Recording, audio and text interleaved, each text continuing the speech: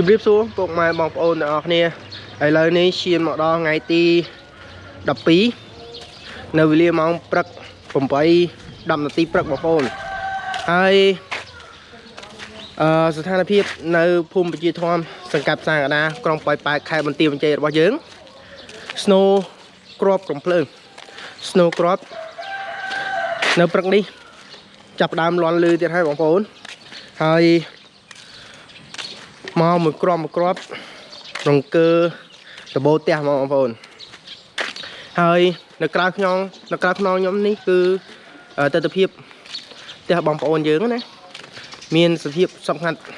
កាន់តែខ្លាំងលើសដើមទៀតហើយបងប្អូនព្រោះប៉ុន្មានថ្ងៃនេះស្នូគ្រាប់កាន់តែខ្លាំងឡើងជាបន្តបន្ទាប់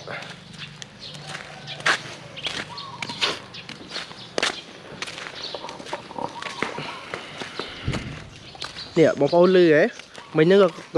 ក៏ស្នូគ្រាប់ដែរណា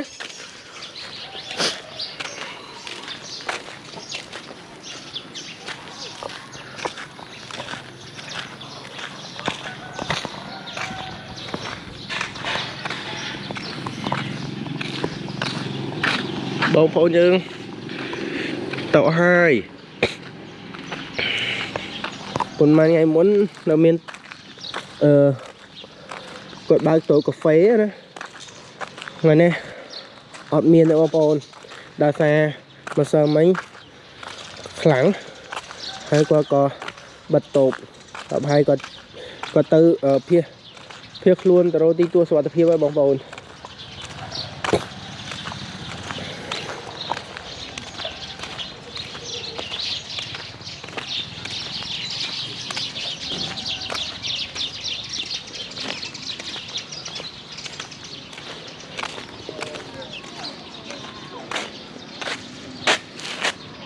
នៅមាន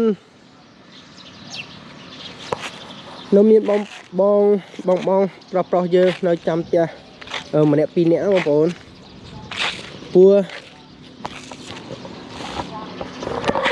ព្រោះយើងអត់អាចទៅណាចោលផ្ទះបានទេបងប្អូន